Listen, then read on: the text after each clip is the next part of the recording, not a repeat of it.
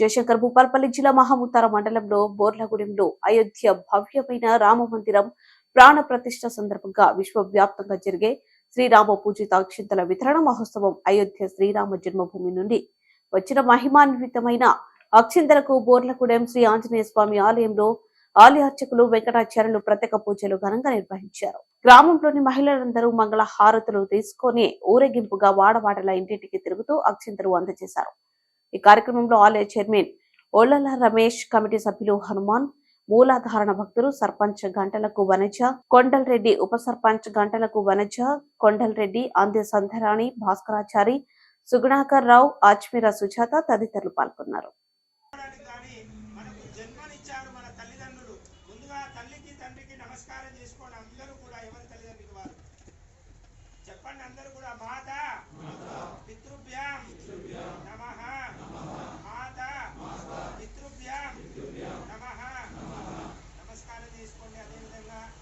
శ్రీరామచంద్రమూర్తి కూడా పితృపాలక పరిపాలకుడు స్వామివారు తన తండ్రి మాట జవదాడకుండా ఉన్నాడు కనుకనే ఈరోజు మనం శ్రీరామచంద్రమూర్తిని పూజ చేసుకునేటువంటి మహత్వాలు శ్రీరామ